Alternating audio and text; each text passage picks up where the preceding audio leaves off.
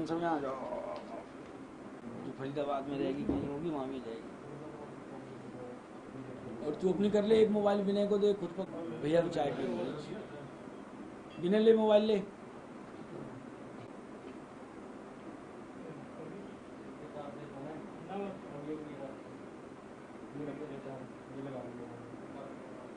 अच्छा ये भी सिस्टम है।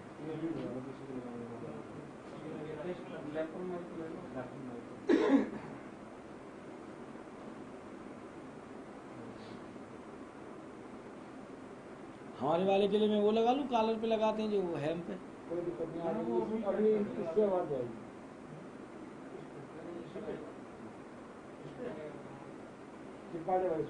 चलो करो ये रोल।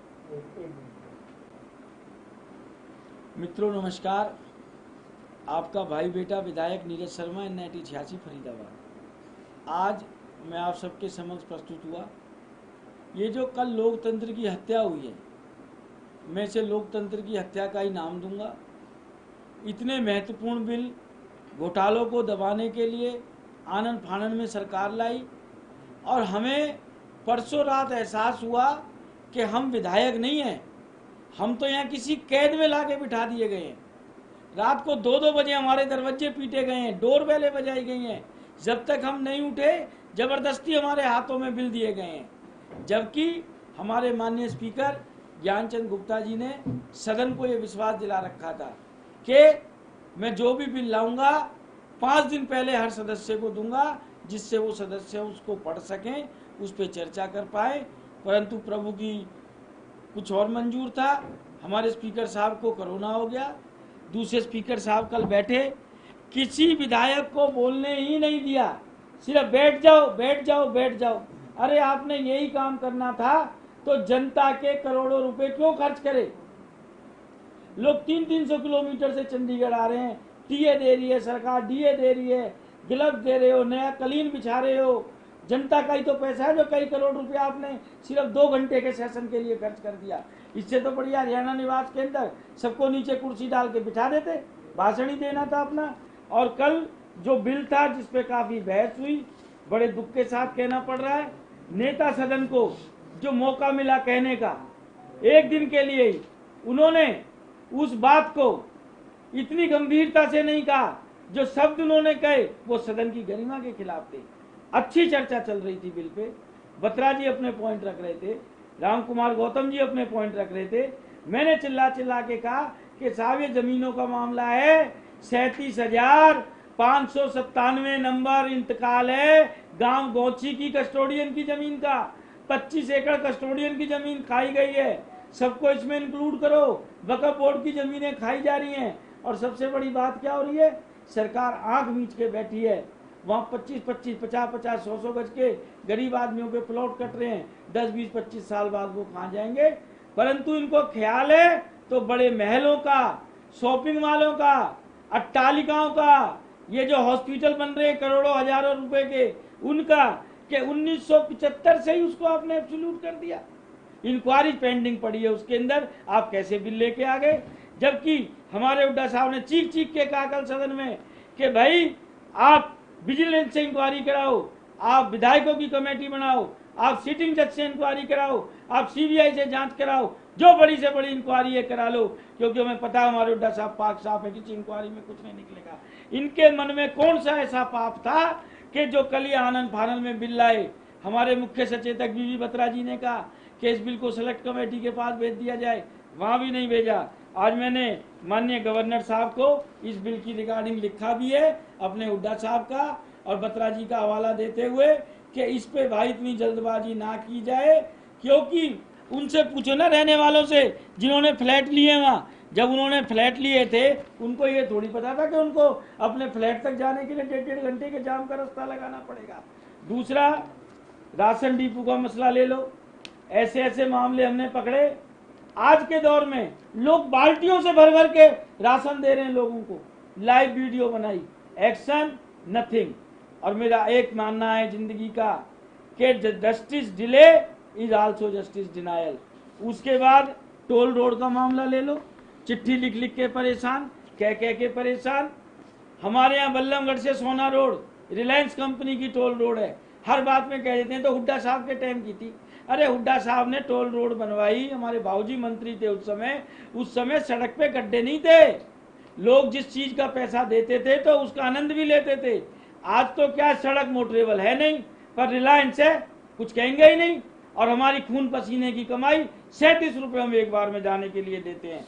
ये आपका कस्टोडियन की जमीन का मसला हो गया।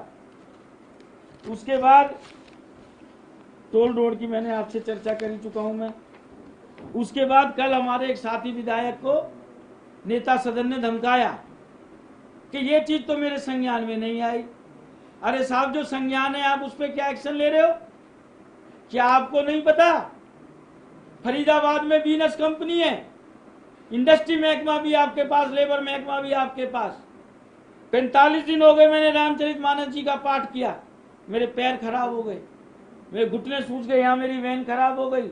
और जिस फैक्ट्री में 23 व्यक्ति दिव्यांग हो गए मेरे उठने के बाद, वहां पर 2 ही आदमी उस फैक्ट्री में दोबारा दिव्यांग हो गए।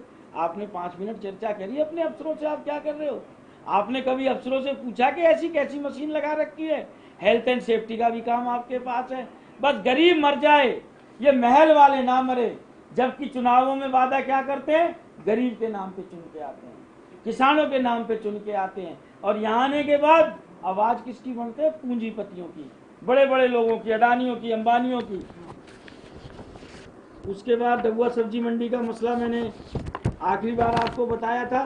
कल मैंने अपने ध्यानाकर्षण प्रस्ताव रखे। सबसे बड़ा मुद्दा है कि साहब आपने शनिवार इतवार को कह दिया शॉपिंग मॉल बंद होंगे, दुकानें बंद होंगी। भाई शराब की दुकान क्यों नहीं बंद होगी? मतलब कोरोना में इतनी समझदारी आ गई है कि शराब की दुकान पे तो वो जाएगा नहीं, और खासतौर से शनिवार इतवार को। बाकी मार्केट में वो पकड़ पकड़ के घूमेगा लोगों को, दूध की दुकान पे जाएगा, दही की दुकान पे जाएगा, राशन की दुकान पे जाएगा, मनियारी की दुकान पे जाएगा।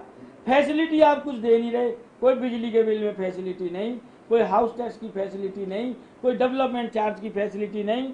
उसके बाद एक और मसला इनके महकमे का, झूठे प्रचार करते हैं, पिछली सरकारों को बदनाम करते हैं। हमें याद है जैसी नई नई सरकार बनी, बड़े बड़े बोर्ड इश्तिहार पब्लिक रिलेशन के, हम जांच कराएंगे, हार्डवेयर चौक घोटाला, हार्डवेयर चौक घोटाला। अरे हम डिमांड कर रहे हैं, आपने बोर्ड लगाए शहर में हार्डवेयर चौक घोटाला, आप करो जांच बड़ी से बड़ी एजेंसी से, पता तो लगे क्या निकल के आता। पर्दे के पीछे सारे तुम ही लोग निकलोगे। ये पूरे कागजात हैं उसके कि उसके अंदर हुआ ही कुछ नहीं। एक गरीब आदमी का मकान, 100 गज का मकान, वो अपने 2 बेटों की बहुओं के नाम कर दे, उसको तो नोटिस मिल जाएगा। इसके अंदर 4:54 पे एक रजिस्ट्री होती है, 9 मिनट बाद 9 रजिस्ट्रियां हो जाती हैं। उन लोगों को रजिस्ट्रियां हो जाती हैं जिन्होंने रजिस्ट्री से कई साल पहले पैसे दे रखे हैं, जबकि इंडियन हार्डवेयर कंपनी जमीन की मालिक ही नहीं है। और कई जगह कानून के ऐसे आदेश भी आए हैं कि when the purpose of acquired land is defeat, जमीन जमींदार को वापस होनी चाहिए। हार्डवेयर कंपनी को जमीन दी थी वहां के आदमियों को रहने के लिए, अगर जो पर्पस डिफीट हो रहा है, मनारू गांव की जमीन है, वहां के जमींदार को दो। और इसी सरकार के अंदर ऐसा हुआ, घुमंतु जाति के लोग वहां रहते थे, उनको बेचारों को ठंड के अंदर, बारिश के अंदर बाहर पटकने के लिए छोड़ दिया, क्योंकि अमीर का नुकसान ना हो जाए। ऐसे ही हमारे यहाँ बड़े बड़े अस्पताल है, QRG अस्पताल है, कराओ ना जांच। जांच क्यों नहीं कराते हो? क्यों डरते हो? कहते हैं जी तुम्हारे टाइम बना था। अरे हमारे टाइम बना था तो हम तो कह रहे हैं कराओ जांच। दूध का दूध होगा, पानी का पानी होगा। कि जमीन किसने अलॉट करी थी? वो इंस्टीट्यूशनल प्लॉट था सेक्टर 16 का। किस शासन काल में कौन से कानून को बदल के जमीन वो दे दी आपने, और किस चीज के लिए दी थी? आज किस बुनियाद पे अस्पताल बना खड़ा है? किसने उस अस्पताल की कंप्लीशन दी? दूध का दूध हो जाएगा, पानी का पानी हो जाएगा। सिर्फ उल्टी सीधी बात करनी। उसके बाद नगर निगम तो हमारी बहुत माशाअल्लाह है, उसके लिए मैं सरकार को कई बार ज्ञापन दे चुका हूं कि भाई हमारी नगर निगम की विजिलेंस जांच कराई जाए, इसकी फॉरेंसिक ऑडिट कराई जाए। ये सब मुद्दे हमें आपके आगे क्यों उठाने पड़ रहे हैं? क्योंकि हमारे को तो बोलने का मौका नहीं दिया जा रहा सदन में, हमारी आवाज दबाई जा रही है। पर हम अपनी आवाज नहीं दबने देंगे, चाहे आपके माध्यम से, चाहे कैसे, हम अपनी बात को जरूर उठाएंगे। उसके बाद बड़े दुख के साथ कहना पड़ रहा है, फरीदाबाद गुड़गामा, जिसे हम मिलेनियम सिटी कहते हैं, गंदगी में टॉप 10 में नाम आ गया। आपके पास सफाई करने की व्यवस्था नहीं है। सफाई का ठेका चाइनीज कंपनी को दे रखा है। आप चंडीगढ़ से लेके फरीदाबाद तक इतना अमला है, आप एक बार जांच तो लो कि भैया जिस समय इस कंपनी को ठेका दिया था कितने आदमी काम कर रहे थे, कितनी गाड़ियां थी। आज टोटली भ्रष्टाचार का अड्डा बन चुका है। यही सब बातें